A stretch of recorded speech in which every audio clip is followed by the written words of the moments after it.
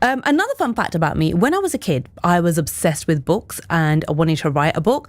I used to start a new novel every other week, but never actually finished one. I feel like maybe there is a book in me yet. Who knows? Who knows? But I have huge respect for anyone who does write a book and get it published, especially when you are 12 years old. You heard that right. In fact, 12-year-old Joe Rajapaksa has just released his fifth book, and he is going to be joining me in a few minutes to tell me all about it. And maybe he has a few tips for me as well, how to actually finish a book and get it published.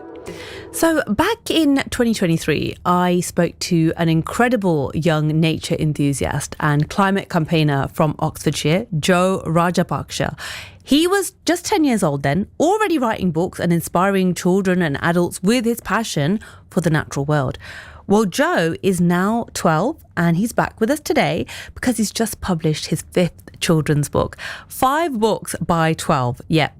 And his new story continues his mission to get young people excited about nature and thinking about how we can all protect the planet. So I'm excited and delighted to welcome Joe back to the program to talk about how his journey has evolved since we last spoke and also what's behind his latest book. Hello, Joe. Welcome back. Hi, Rena. Thank you so much for having me. So good to be back. Good to see you again. Lovely to talk to you again. Right, Joe, tell us, what is this new book all about? So, if you heard, Rena said I published another 4 books previously before, and this is my fifth book. It's called Pine Martens, and as you can guess, it's probably all about pine martens, and it's basically all about pine martens. And like I do with all of my children's book, I write it in words, in simple terms, so that children can understand big topics in nature, like animal conservation, or if you go back to my first book, climate change, or my fourth book, all about the oceans and the effects that the oceans has, the threats that they face. And it's all about pine martens and where they live. And in case you didn't know, pine martens are a weasel type animal, and they live in the UK, but they're extremely rare and they're really difficult to find. And that's mainly because of how they were treated previously. They have a lot of habitat loss, and they get hunted, and they used to get hunted a lot as well. Joe, I learned so much from this book and I really like it. I've had a read. The illustrations are great as well, and I will talk to you about that in a minute. But I didn't know really about pine martens. When did you first start to learn about pine martens and discover about their habitat and what was happening? Well, you see, the reason why I started my climate campaign is because I used to watch Sir David Attenborough's documentaries when I was 4, and that inspired me to start my YouTube channel, Science with Joe, where I talked about these environmental issues. So I watch a lot of things about nature, documentaries, and I also read a lot of books. So I learn a lot of things gradually as I progress through my campaigning journey. Mm. And, not everybody can write a book. I understand that it's not easy, I've tried Not easy myself when at I was all. younger. Yeah. How long did it take you to write this one, and what part was the most fun? Well, so each of my books actually take 6 months each to make, and that was the same for this new one. 6 months to make. My favorite part, as in like from the during the process, is probably the bit where I get the email that my book is actually published online. That's it's really exciting publishing a new book. If you've ever felt it's a really interesting thing, and it feels really exciting, a new step along the way. And I always dedicate my books as well. So thinking of a dedication is also really, really fun as well. Somebody who's really special. This one is dedicated to my old headmaster, Mr. Chris Payne, who gave me a head teacher's award when I wrote the story that this book is actually based off. That's amazing. And it's so nice that you had such an inspiring head teacher. Yes. I wonder, I would love to know, what do your classmates think about your writing career and your books? Um, my school really supports me a lot. They thoroughly enjoy me having me there, and I also really enjoy it because it's really important that that so I go to Pinewood School in Shrivenham, Hmm. and they're really, like I said, they're really supportive, and it's really helpful when you got such a busy life, and they really enjoy listening about how my campaign is going, and it's good fun having some really nice friends, and my headmaster now, Mr. Bailey, he's also really supportive, and so are all of my teachers. And how do you balance writing with school and day-to-day life? Honestly, you don't really I don't think you really want to know. That's we don't talk about that. It can get really busy, especially on the weekends when I don't have school. Of course, it can get really busy, but I really enjoy my campaign, and I know why I do it. To raise awareness for our planet, for planet Earth, and against climate change. And I know it's important, and one day all of that hard work will pay off. I know that. Yes, definitely. And I think it sounds like it's your passion that keeps you going. Yes, it's the same thing for everything, really. If you have a passion and if you work hard, it'll always work out well. Yeah, wise words.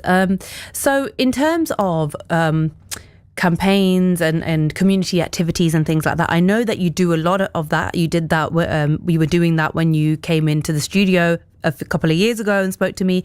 What new campaigns or projects have you been involved in recently? Recently, I've been starting a lot of public speaking, and I go to a lot of schools now, and children's clubs and scouting groups, and I give a lot, and I've been giving out quite a few presentations, and I feel they've been really successful because children don't actually learn about climate change that much at school. So it's actually something I've been fighting for a long time now, making climate change a compulsory subject in all levels of education at all schools. It's a thing I've been bringing up with the government every so often.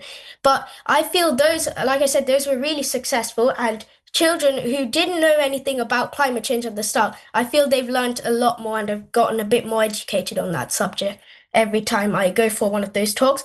And obviously, I've been publishing my new book, and I actually have a few more books coming up as well. Yeah, I was going to ask you that actually. Yeah. It's good to know that you've got ideas for more books as well. What advice would you give to other children who'd like to write their own stories?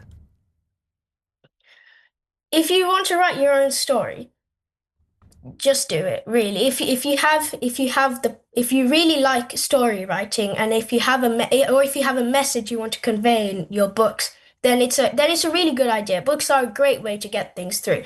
That's why, because I started my campaign with my YouTube channel, and I noticed that social media isn't really a thing that is, no, not really for the younger, really young generation, which are the people who I'm trying to inspire to take care of the planet.